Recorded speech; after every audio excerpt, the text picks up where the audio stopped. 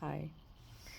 I wanted to speak to the impatient girl from another impatient girl, but I just wanted to impart a little bit of wisdom that I've learned over my years of leadership, right?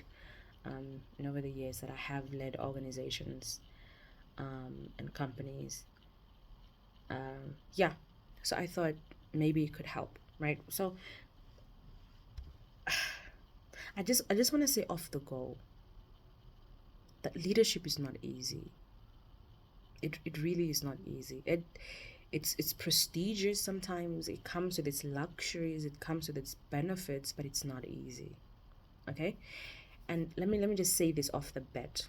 I'm specifically talking to the person or the lady probably who's gonna be in a marriage someday. Right? You're probably in one, you're either in your marriage or in a relationship or whatever, but I want to extend this conversation to the Christian girl who wants to get married or is married or is in a relationship but is in an engagement with a man, right? Because I want to teach a little bit on leadership and understanding and extending a level of grace towards one another. So, like a couple of years ago, um, I was I was heading this particular organization, and then there's a particular restructuring that we're doing to this institution, right? Meaning we needed to sort of like entirely change the organogram. We needed to add new portfolios to this particular organization, and we also needed to grade them. So if you are adding a new, it depends on company to company what grading system you use, right? I think at that time we are using the Patterson grading system. So what you do is like when you create a new position or a new portfolio, you need to grade it. You need to be like, okay, fine, these are the qualifications that it would be required. This is a skill set that is required in this particular job. This is the level of literacy that is required. You get what I'm saying? This is the level of experience that is required based on what the job is supposed to carry out. Yeah, based on the value that it adds to the organization. Okay. And then based on that, you then grade it, you give it a salary scale, you give it benefits, you give it, what would be the criteria. And sometimes it's different. Sometimes you are grading the system while you already have the people in place and they're just not formally integrated. Sometimes you're grading the portfolio knowing that you'll have the people in place. So the dynamics are different depending on whether you have the people or whether you don't have the people, right? Because the circumstances then will change. Yeah, but anyways, so we were doing this particular restructuring and like working on changing a couple of things, and so the organization was really changing on a strategic level. And the burden that I had as a leader in that instance is because I was dealing with people who are already within the organization, right? And we were just formalizing their initial integration, right? So it's almost, yeah, let me just say that. And the pressure that I had was this process. This is a this is an HR process. It's a financial process, and it's a strategic process as well, right? So on a strategic level, a decision will be made. Based on that decision, you're looking at the implementation modalities on how can we implement this particular decision that had been made. What are the risk factors, what are the financial factors, how would it affect the budget going forward. How would we have to, so there's a lot of dynamics that goes into this particular process. And with that said, because there were already people that were integrating, there was so much pressure on people wanting to know like what's happening, because understandably their livelihoods were at stake. And a majority of the time I knew the inside information on how far the process is.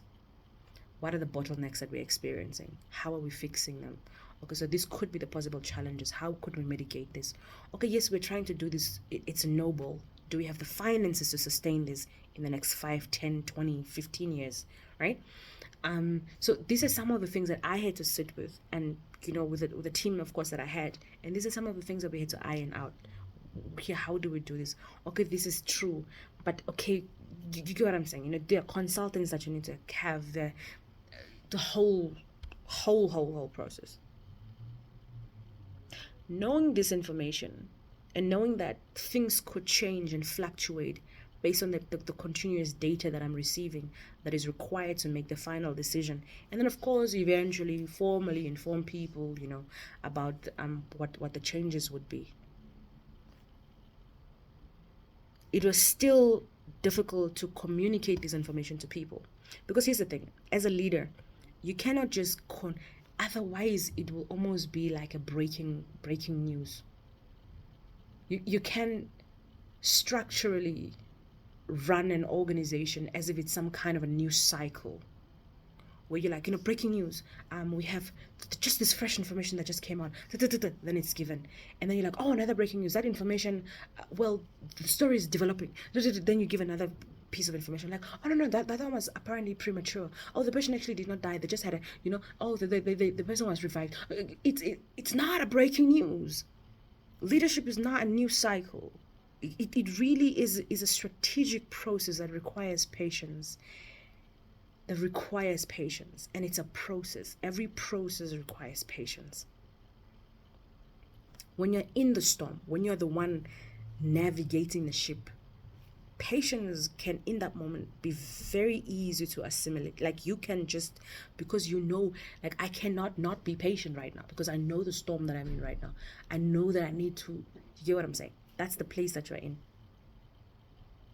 But as the person that will be affected by the decision, you have all the luxury to be impatient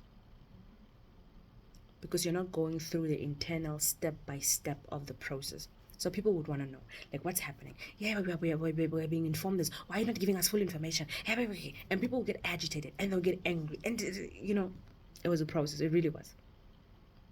And then I had a group of people that sometimes the people outside that we would eventually, of course, communicate to had inside information on, like, discussions and the process that we would sometimes have. And the person that would call me from outside would be like, yeah, I heard. Oh, yeah, but isn't this what is happening? And I'm like, unfortunately, I can't give you that information right now. When the process is finalized, I will formally communicate to you on what the position is. The information will get to you when the process is finalized. But when you don't sit in the process, when you don't sit and debate, when you don't sit and reason, when you don't sit and analyze, when you don't sit and break down data, when you don't sit and stress about money and lobby for finances to cater to the expansion that you're trying to envision and that you're trying to implement, you can be impatient. You can be like, anyways, I'm telling you this so that I can sort of like use this to relate to marriage, right? You being the person on the outside that will be affected by the decision of the leader, most likely your spouse, your husband, right? Now, because men are the head of the household, automatically they are in the position of leadership and authority. And the two of you can have a vision. The two of you can even if the vision, even at present, even if the vision is, say you're in a courtship with this person, and the vision is that you get married. Like, both of you know you'll get married. Even if you don't talk about it, even if you're in that particular courtship, both of you know, like, I'm going to marry this person. Now, you know that's the end. As the woman, you know that will be the end. And again, I'm not saying that as a woman, like, you're not leaders. I'm a woman who's a leader. I'm a woman who has occupied leadership positions, right? I personally, I feel like I'm a born leader. But in this particular dynamic, the husband is the leader of your household. Even if you don't form the household yet, you know, when I get married to this person will be the head of my household. Right? So you'll come back to the basics. So you know, we're going to get married. But I want to give you an insight into what leadership involves, or the dynamics of leadership, so that you can learn grace to extend that to your spouse, especially as a woman. So you know you're going to get married. As a leader, what is expected of this man? off the go, this man mentally has made up his mind, like, I'm gonna marry this girl. Now he's gotta start thinking, okay, cool. When I get married to this woman, obviously she's moving into my house. Do I have a house? Okay, fine. You know what? Right now, based on how life is, we're gonna move into an apartment or we're gonna rent, right? Okay, we're gonna get married. We're gonna rent. We're probably gonna have kids. How am I catering for these humans that are coming? Because right now you're alone. You can just be bawling, and even if the person has the finances, getting an additional person is additional finances. Knowing this additional person is going to bring additional children, blah, blah, blah, blah, those are additional costs that you have to sit in. So just from a budget point of view, this person has to say, okay, fine. Before we even get to the renting and the housing and the mortgaging and the children and the schools and all the things that's going to come in the next 10 years when I marry this person, right now there needs to be a wedding. Right now there needs to be traditional ceremonies. Right now there needs to be like asking of hand in marriage. There needs to be this, and then there needs to be that. Eventually probably there's gonna be a honeymoon. We want a honeymoon, like what kind of a wedding, I don't know. And they'll find out as they're like having a conversation with you, okay, fine, this person probably wants like this big wedding. They've always wanted this. I just wanted this, because different women want different things, right? So this person has to start thinking, my lord, okay, cool, I need to plan for this particular wedding. And sometimes they'll probably be very quiet. Men get very quiet sometimes. I don't know. I'm not really a man, but based on observation, I have learned that men sometimes can get very quiet when they're contemplating some of these things. Okay, cool. This is gonna happen. This is gonna happen. This is gonna happen. Okay, A is gonna happen. This is gonna happen. Okay, how can we source this? Okay, what are some of the sacrifices that we need to make? And he already knows that some of the sacrifices is probably also going to include sacrifices from you, right? But how does he broach that? How does he bring that up to you? How does he tell? Because every girl is just like, the woman already out there, be like, you know what, me, I as a single woman, this is a particular lifestyle that I've gotten used to. I'm not compromising. You know what I'm saying? I just can't. So there's this brother who needs to sit there and be like, okay, you know what? We need to be able to accomplish this in the next 5 years. This is the goal. This is the vision. In order for this vision to be realized, there are some of these things that needs to give. There's some things that he knows about you that needs to give, but he's not telling you about it. If he's a brave man, he'll communicate to you eventually. Like, maybe this. Sometimes he'll communicate to that before marriage. Maybe he'll do it after marriage. I don't know. Depending on the human beings, my friend, depending on the human beings that you are. That's a budget aspect. Another one is a lifestyle aspect. Another one is a whole restructuring aspect of his life, your life, because these are two lives that are going to get merged. From a leadership perspective, I can understand how frustrating it must be to try and change your entire life so that you can form a new life with another person. So but the finances is a beautiful example to give, but besides just that, I'm sure there are so many other things that this person is planning and visualizing. So from a woman's point of view, I'm like, you know what? This is now as a woman who understands the dynamics of leadership. I can get the pressure that's there. And all I wanted to say really with this video is for us to live in a space where we extend grace to one another, but a mutual understanding of sorts. The understanding from the man that the woman is not part of the internal processes that you are going through as a leader. And therefore sometimes she will be impatient. Therefore sometimes she will be agitated. Therefore sometimes she may nag. Therefore sometimes she will have a lot of questions. Therefore sometimes there will be frustrations because she's not part of the processes. You can communicate the processes to her, but a lot of times as a leader, you don't communicate processes. You don't have to. There are certain things that honestly first needs to happen here before they can come out of your mouth. So she's not part of this process. So most of the time she's not going to understand. So from you as a leader, what you need to extend is the understanding, the sort of gigglish I'm gonna make that a what, like, when you're like giggling, like even when you look at someone who's naive. Sometimes I look at young kids who are naive, and they have this grandiose expectations of certain things, and I just laugh. I just giggle internally. I'm like, oh, if they just knew, you know? Like, I want that childish giggliness for you to extend that kindness towards the woman, to be like, oh, if she just knew, right?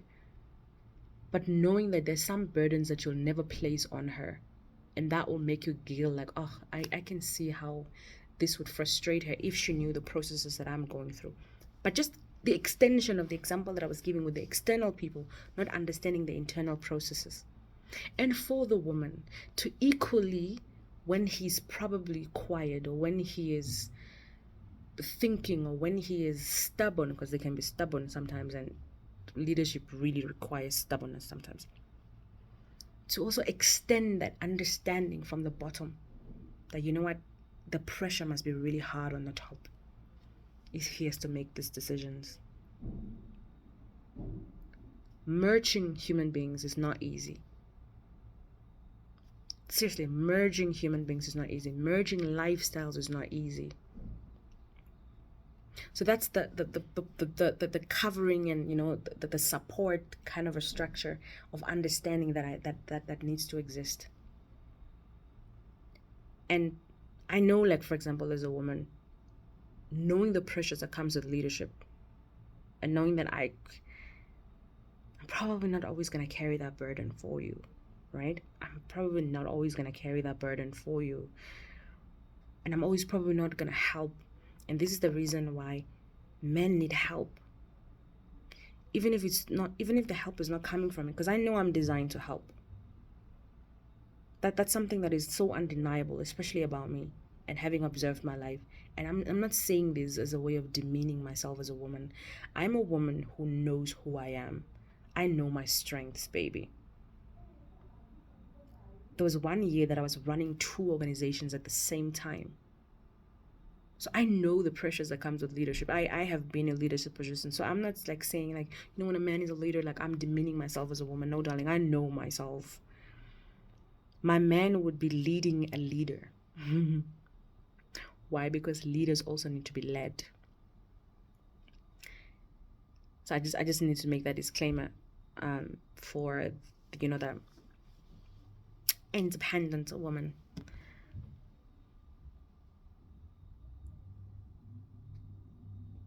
Not bashing you. I'm just saying that I don't have an issue with leadership of a man. I really don't. Because one thing I know is it's not ripping off my credentials, so to speak. If I'm sitting in a room, say for example, I'm sitting in the room and I'm a minister, and there's a president, and the president is my head as a minister. Him being the president and leading me as a minister, who's also leading another ministry or an organization, right, does not rip away my credentials. It's just that's kind of like the picture that's coming to my head. Because sometimes I think women assume that when a man is leading you, or when it's God says that your husband, and I'm not saying like every man is your leader, darling. No, the scripture only speaks about your husband, your own, not even other women's husbands, your own husband. No, that's your leader. That's who you are being submissive to. Not every man. Amen. Please. But anyways, so I personally know the pressures that comes with that, and I know my role, and I not just know my role, but I know what I'm good at. I know what I'm good at. I know what I can do, given the opportunity, how I can lead. Because just because I'm a wife does not mean I'm not a leader in my own home as well. It just means I have a leader that sets the agenda, that sets the strategy, hopefully with me as well, right? But he's accountable for it. He really is accountable for it. But anyways, I know that I may not always be in a position to aid, and this is why I need my husband to have help. And his help needs to be God. And this is why it's so important that you cannot, I'm sorry, but you cannot marry a man who does not have God, and who's not led by God, and who's not guided by God, and who's not advised. What are you doing with him? If his overall head is, even me needs God, my girl. So how can I be with a man who's not led by God? Because what if we both don't know the answers? Then there is a God that we need to consult. He cannot just lead me whatever way he needs. No. This man needs to be led by God. When he's confused me, when there comes a moment in my life where I cannot even formidably express myself, and if I'm in a moment where I don't even know what's happening with me, and this man needs to deal with me, he needs to consult God. He needs to consult the Holy Spirit and be like, Holy Spirit, I don't know what my wife needs. I have not met this version of her. Clearly, she's also not met this version of her. And we cannot navigate this ship without a captain. So can you please teach me who she is right now? Can you teach me what she needs right now? Can you teach me what my home needs right now? Guys, don't marry a man who does not. No, please, I beg of you, don't suffer like this unnecessarily. Life is already difficult, comrades. You don't want a person who's not being led by God and who feels like he can just do this thing by himself. But anyways, leadership is complex. Leadership is difficult. And so this is the reason why I honor leaders. I do. I have a particular respect for leaders because it's easy to criticize. When you're in a seat, when you're not a leader, it's easy to criticize. When I got into leadership when I was fairly young. I got into leadership like literally in my early 20s. And I had great mentors. And one of the things that this man, and they were men, yes, taught me was, Katiti, when you're a leader, I know you talk, because I always talked, and you know what, I was an activist from a very young age. And they taught me, no, when you're a leader, the privilege of complaining gets removed from you. You don't have the privilege to complain anymore, because you can't be a leader appointed by people complaining while the people that have appointed you are also complaining. Then who's coming up with the solutions? As a leader, your job is not to complain. Yes, you will know the complaints, but your job is not to complain. Your job is to find solutions. And sometimes you get to find solutions from the people that are complaining, from the people that you're leading, because sometimes you don't have the answers. So you need to lead in such a way that you can guide people in extracting the solutions, because sometimes the solutions lies in them and yet they don't even know it. And that's what leadership is. Leadership is not dictating and this is how you do it and you must do it this way and shut up. And no, leadership is like, you know what? There's this brilliant person sitting in front of me right now, and they're complaining about. They're complaining about. What can they complain about? Energy. Renewable energy. Let's say that they're complaining about water sustainability, for example. Like, yeah, you know what? We have too many floods, and we have this, and we have that, and honestly, you know. Our homes are just being flooded, and yet we live in a very dry country, and in the middle of the year we don't have water, and our animals are dying, and da. I'm like, okay, cool, they have a problem. Fine, I understand that this is an existing problem for all of us. So what have you seen? What could work? Say I have the resources to address this particular issue of water sustainability and the flooding and everything that you've brought up. What could possibly work? And this person's like, well, I don't know. You know what? You should do something about it. How? Yeah, you should do something about it. I'm like, but you find ways to be like, okay, what have you seen probably that may have worked in other people? And the person's like, yeah, there's this one time when I saw this documentary. Oh, I read this paper. Or you know what, when we were in high school, this is something that we did, like, it was like a little tiny experiment, but there was by accident I did this once and then it worked. Okay, cool. What happened? What did you do? We created like underground water containers. We first healed the topsoil. So, okay, cool. That's a strategy. So we could try and put in mitigating factors that heals the topsoil. So when we are planting, we don't dig up the topsoil in preparation. So we try and do is like we plant on top. Okay? So that we can have enough resistance when the water comes. That's a solution that we could do in this particular area. Okay, cool. And then secondly, this is another thing that we could implement. Fantastic. Let's try that. Let's try that. I will lobby for the topsoil experts, and then we can have a portion of a land that we can just, as a pilot project, cut off, and then we can do the topsoil protection, and then we'll have another one where there's no topsoil protection, and then we'll see how this two can work. And then let's see, like, in the next season or the next 2 years, like how this particular areas functions, and then if it does work, then we can extend, right? So as a pilot project, we can start with that. Immediately I'll sponsor that, because why? I have the resources as the leader, or I can lobby for resources because I have access to what the other person that's complaining does not have. So as a leader, your job is to come up with solutions, but the solution sometimes comes from the people that you're leading. So you need to lead in such a way, right? And then the people being led also, you get what I'm saying? There's a whole leading situation. So man, when you are dating, when you are courting, look for leadership qualities in the person that you're dating. No, seriously, study leaders.